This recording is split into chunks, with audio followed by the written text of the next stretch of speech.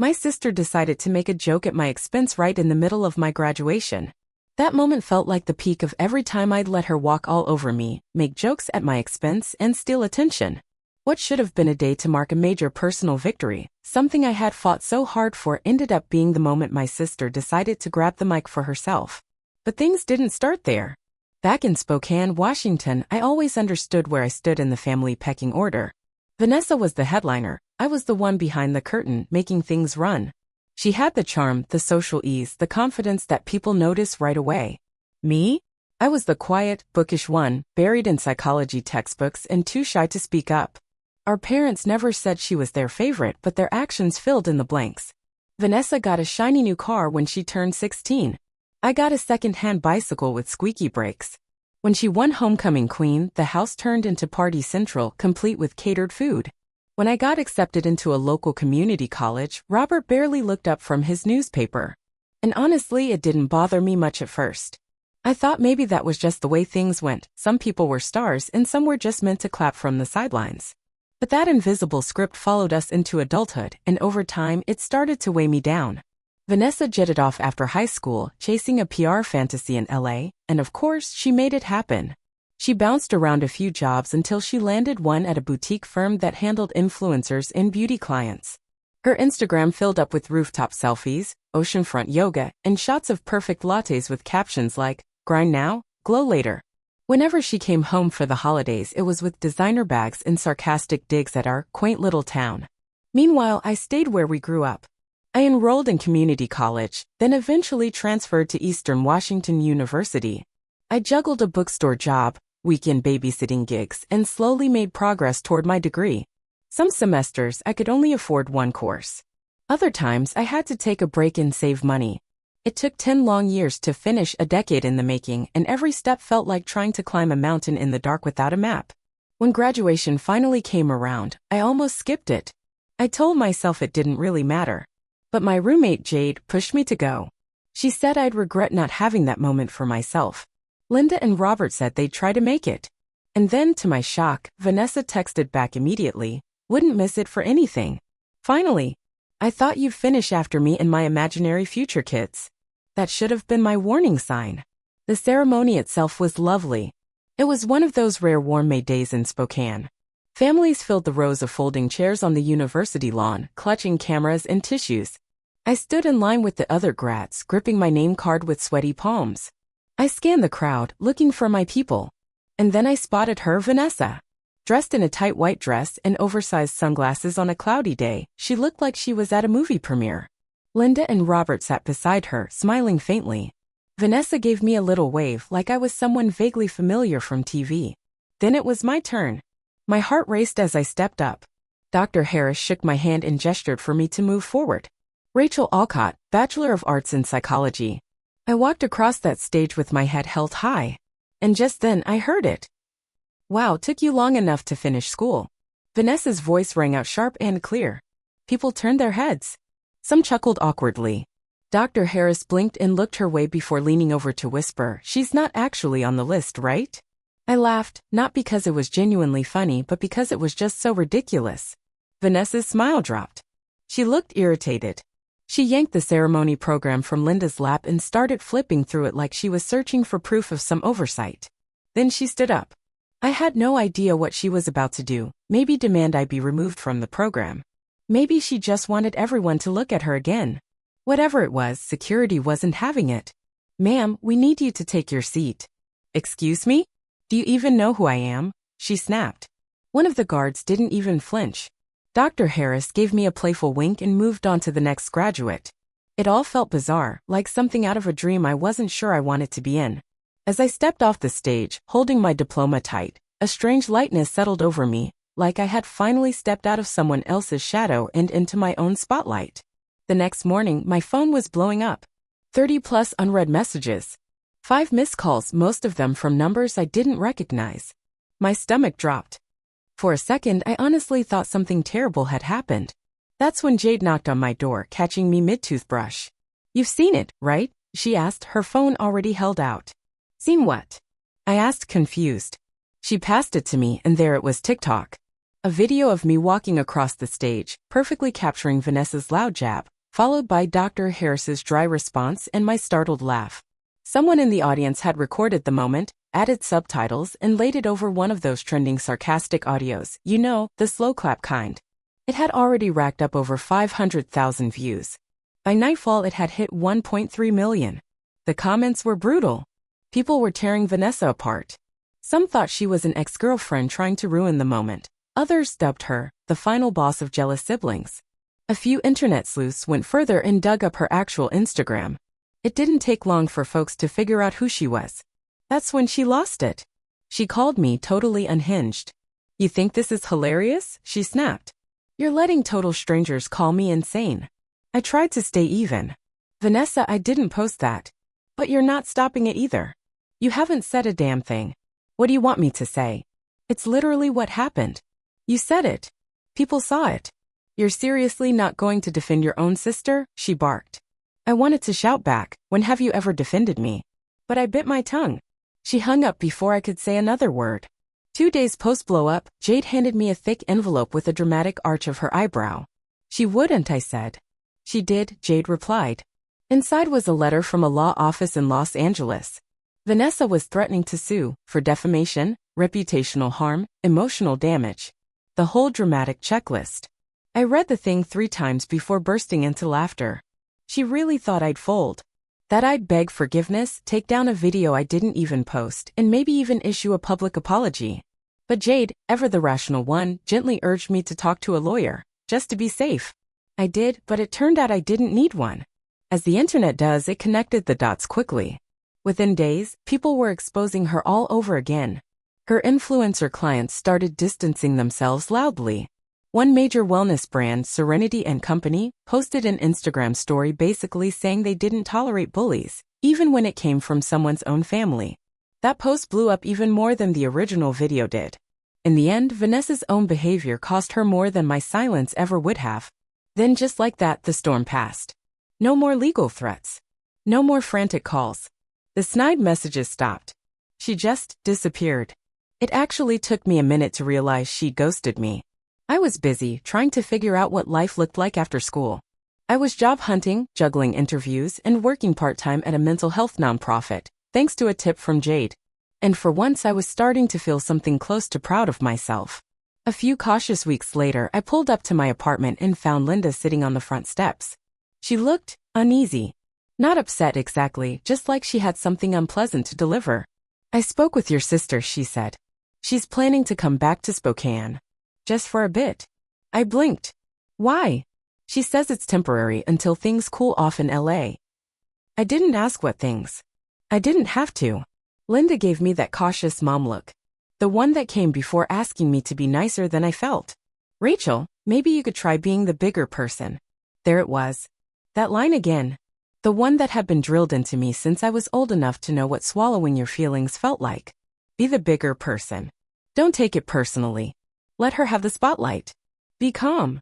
Be understanding. Be still. Be quiet. I looked her straight in the eyes and said the truest thing I'd ever told her. I've always been the bigger person. She didn't argue with me. Vanessa did come back eventually. About 2 months after the internet moved on to its next target. She stayed at our parents' place, holed up in the guest room, barely going out. In a place like Spokane, word spreads fast and people don't forget easily. I bumped into her once at the grocery store. She wasn't wearing any makeup. Her hair was tied back in a simple low ponytail, something I'd never seen her do before. And honestly, she looked worn down. She looked older. Like a worn-out version of herself she'd spent years pretending never existed. When she saw me, she didn't speak. She just pushed her cart past mine and turned down the next aisle without a word. I wish I could say it felt like a victory, like I'd finally gotten the upper hand, but it didn't feel like anything close to that. Honestly, it just felt quiet. Like closing the last chapter of a book I never asked to read. I checked out, drove home, and didn't mention it to anyone. Instead, I shifted my attention to what was going right. I'd applied for a full-time role in counseling, and one of the directors actually remembered me from the viral graduation video. He said, "You stayed calm under pressure. That's exactly what we look for." For once, I wasn't being viewed as just Vanessa's little sister or the soft-spoken girl in the background. Someone finally saw me for me. But as for the family dynamic, that was still coming apart in slow, subtle ways. Nothing dramatic, more like a gradual shift, like the earth moving silently under your feet until the foundation starts to crack. You don't witness the earthquake, you just start noticing things leaning slightly in the wrong direction. When Vanessa first came back, she mostly stayed holed up at Linda and Robert's place. She'd take Zoom calls from the den, tell anyone who asked that she was consulting remotely. But I knew better. Jade had done some digging, and I'd done my share of late-night searches too. Vanessa wasn't employed anywhere. After the whole viral fiasco, most of her clients had dumped her, some even went public about it. The career she'd polished to a shine online had popped like a balloon over one unfiltered moment. Still, our parents acted like nothing had happened. At Sunday dinners, Linda tried to loop her into every conversation, even when Vanessa clearly wanted to be somewhere else. "She's thinking about coaching influencers," she'd say with a hopeful smile, like she was presenting an award-winning idea. Robert played along too, asking how work was going even though he already knew the answer. I guess he figured if he kept asking, maybe it'd somehow come true. Vanessa would give her usual plastic smile, cut her food into tiny pieces, and toss out vague lines like, "It's all about pivoting in this space." Whatever that meant. Meanwhile, I kept my focus on my new job. It was fulfilling and draining at the same time. Every day, I met people trying to pick up the pieces of their lives, people whose families didn't believe in therapy, people who'd never been given the chance to heal. Working there made me realize just how much weight I'd been dragging from my own family for years. The comments, the subtle digs, the way I was always expected to understand her side while nobody ever asked about mine, it had all taken a toll I hadn't even noticed. Jade caught it before I did. One evening, we were curled up on the couch with takeout, watching some gritty true crime series when she turned to me and said, "You seem lighter." I frowned. "Lighter?" "Yeah. Like, you're not always bracing yourself anymore." And she was right. I wasn't. Not really. But the thing about families is they have a way of pulling you back into your old role, even after you've grown out of it. Like they can't help but cast you in the part you used to play. That's exactly what happened a couple of weeks after Vanessa had gotten settled back in town. Tuesday, early morning, Linda called. No greeting, just straight into it. "She's upset again," she said. "About what now?" "The video. Someone reposted it, one of those reaction accounts. She says people are still laughing at her. She's very emotional," Linda added delicately. I sighed. "Okay. And she thinks it would help if you said something." Said what? That I deserved her comment? That she didn't mean it? Linda didn't answer right away. Just something neutral. To calm everything down. Maybe a post. It doesn't have to be dramatic. I leaned back in my chair and rubbed my temples. "No, Mom. I'm not doing that. I'm not cleaning up her mess." There was a long silence. Then she said, "She's still your sister." Exactly. I ended the call. And even though I knew I shouldn't be surprised, it still stung. I'd never expected them to stand up to her, not really, but hearing my own mother ask me to take the fall in public for something I didn't do? That hurt in a new kind of way. Vanessa didn't reach out herself, not even once. It was always through Linda. Or occasionally Robert, who'd send vague texts like, "Maybe you could meet her halfway?" As if halfway wasn't a place I'd lived in for most of my life. But here's the thing, I wasn't angry anymore. Not the white-hot, throw things right pages of unsent emails kind of angry. I simply didn't want to go back. And that, I think, scared them more than anything. Because without me playing the peacekeeper, the one who smoothed things over, they'd have to deal with Vanessa as she really is. No buffer. No translator. Just the raw version they'd ignored for years. No interpreter this time. Just Vanessa, standing in her own truth, sharp edges and all, without anyone there to soften the corners. I think that might have been the first time Linda and Robert actually saw her clearly. Not the favorite child. Not the holiday success story. Just the unvarnished version beneath all the shimmer. Someone who had always relied on others to absorb the fallout from her actions. And finally, that person wasn't me. Still, that didn't mean things magically got better. The tension lingered thick and stubborn like a storm that refused to break. At family dinners, we only spoke if someone forced it. I stopped offering updates about my life. She at least publicly stopped with the digs. But one evening, while everyone else was out back and I was alone in the kitchen, she came in, poured herself a glass of wine, and stood beside me. "I hope you're enjoying this," she said flatly. I didn't respond. I've lost clients. Lost friends. You think that video didn't cost me anything? I turned to face her. "You're right. It did cost you. Exactly. All for what? A joke? One offhand comment? No, I said. For everything that came after. For how you reacted to it. She let out a dry laugh. You always act like you're above all this. I shook my head. No. I just stopped chasing approval from people who never really tried to know me. We didn't speak again that night. And honestly, I wish I could say it was some kind of breakthrough, a conversation that shifted the ground between us. But it wasn't. Life doesn't always come with a clean moral. Sometimes the most honest thing you can do is walk away from a role you were never meant to play. That was what I was starting to learn, how to exist beyond the roles that had once defined me. In the weeks that followed, the distance between us thickened into something quiet but constant. We weren't fighting. No yelling. No door slamming. Just existing near each other. Polite. Cautious. Remote. Vanessa was still living at our parents' place. Linda and Robert acted like things had returned to normal, which made everything feel even more surreal. Vanessa started picking up some freelance PR gigs, nothing major, just small clients or low-budget influencer brands that offered exposure instead of money. I only heard about it through Linda. Vanessa and I hadn't had a real conversation since that night in the kitchen. Meanwhile, I threw myself into work. At the counseling center, I began leading more group sessions, especially for women navigating complicated family dynamics. It was illuminating. There were sisters who cut deep, mothers who stayed silent, women who were always expected to hold the peace, even while carrying the damage. Every session felt like a mirror. I wasn't just helping others process their pain, I was starting to recognize my own. And what I saw was someone who had spent years softening herself, trying to be likable, manageable, quiet. Especially around people who only accepted me when I kept my edges hidden. Now that I was showing up as my full, honest self, the space between us widened. Not just with Vanessa. With Linda. With Robert. With the whole illusion of family I'd been taught to protect. Jade noticed before I did. You okay? She asked one night, as we passed a pint of mint chocolate chip back and forth on the couch. Yeah, I said automatically. Then paused. Actually, no. She didn't push. She just waited, spoon in hand. I'm realizing they don't really know me, I admitted. Not who I am now. Maybe not who I ever was. She nodded slowly. That's a rough one. It was. Because you grow up thinking family will be the place where you're seen. Understood. That even if the rest of the world doesn't get you, they will. But mine never looked past Vanessa's orbit. I'd spent years staying small so she could shine. And now that I was finally standing in my own light, they had no idea what to do with me. I didn't reach out to Vanessa after that night. I didn't apologize. Didn't ask how she was. Didn't pretend like things were fine when they weren't. And maybe that silence started to bother her. Because one morning out of nowhere I woke up to a text. Vanessa, can we talk? I stared at the screen for a long time. I wanted to believe it meant something. That maybe she'd sat with everything. Maybe she understood finally. But I'd taken that detour before. Every so-called conversation ended the same, with me folding, apologizing, smoothing the path.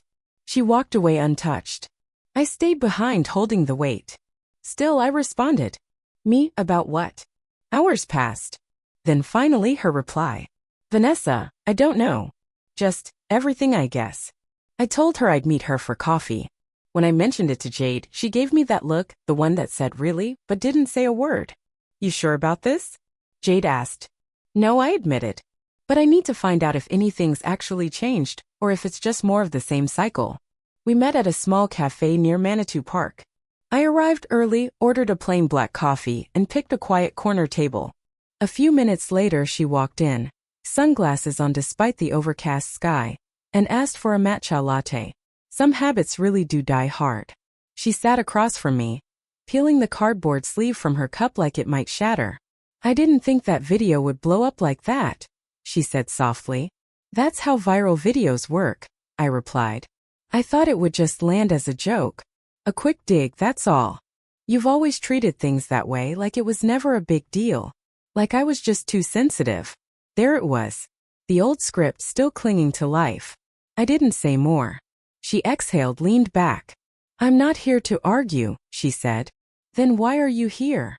She shrugged. I don't know. I thought maybe we could hit reset. Start from scratch. I nearly laughed. Like we're rebooting a system that froze? That's not how this works. She looked out the window, idly tracing her fingertip around her cup. After a pause, she said, "You were always the good one. Even when no one treated you that way. You never fought back. You just waited." "I wasn't waiting," I told her. "I was surviving." That landed. Her eyes met mine and something flickered there. Regret? Realization. "Linda and Robert always leaned on you to hold things together," she said. "You were the glue." I nodded. "And I'm tired." Silence settled between us. People passed by. The espresso machine hissed in the background. "I'm not good at this," she murmured. "I know," I said. She gave a quiet, humorless laugh. "Of course you do." But for once I didn't rush to soften anything. Didn't fill the space. Didn't rescue her from discomfort. "I'm not asking for things to go back to perfect," she said. I don't want them to stay this broken." I sipped my coffee. "Then show me something different." She nodded slowly, like she understood this wasn't a quick fix. This was the kind of test where you had to show your work. When we stood to leave, she hesitated. "Want to walk a little?" I thought about all the walks we used to take as kids, her narrating like the star of her own show, and me nodding along. "Not today," I said. She didn't seem surprised. "Okay." And that was it for that day. She went her way. I went mine. I wasn't angry. I wasn't heartbroken. I was just certain. In the months that followed, I kept my distance. Not out of revenge but self-respect. That conversation changed something in me. I saw it now. She hadn't changed. She just lost enough to realize she couldn't do it alone, and wanted back in. Wanted the version of me who made things easier. But I was done being her safety net. Funny thing was, once I stopped patching things up, the fractures became visible to everyone else. Linda started calling less. And when she did, it wasn't to talk about Vanessa's mood swings, it was to actually ask about me. Really ask. No agenda. And Robert? Quiet as ever but more present. He started showing up. Dropping off leftovers. Inviting me to coffee, just the two of us. It was awkward, but honest. And that mattered more than I expected. Vanessa, on the other hand, floundered. Her attempts to resurrect her image fell flat. Spokane isn't LA, people here remember. And they don't fake it. Even more surprising, they didn't look at me the same anymore either. That old identity, the quiet, awkward sister, didn't stick. People respected me. I got invited to speak at local workshops. Strangers reached out. I wasn't just Vanessa's sister anymore. And then, almost poetically, something unexpected arrived. One of Vanessa's old clients, a wellness brand she'd ghosted mid-scandal, reached out to me through the counseling center. Serenity and Company. They were launching a mental health initiative and wanted someone real. Someone grounded. They'd seen the viral clip, yes, but it was my work in the community that sealed it. They wanted me. I didn't gloat. Didn't text her. Didn't post about it. I just accepted the offer. And kept going. But of course she found out. I was standing on stage, giving a keynote at a community leadership event. The auditorium was full. Every seat taken. The lights were hot and bright, but I wasn't nervous. I felt grounded. Calm. Sure of myself. I spoke about resilience, about being overlooked. About how hard it is to rebuild your identity after years of being told to stay small. The audience listened. They clapped, some even stood. Linda and Robert were in the crowd. Jade wiped at her eyes a few times, pretending it was allergies. Vanessa. She sat in the back, partially hidden in the shadows near the wall. I didn't look her way. I didn't need to.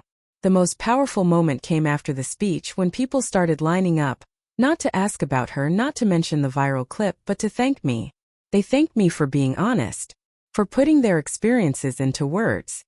For reminding them that it's not just okay, but essential to draw boundaries, even with your own family. Some hugged me.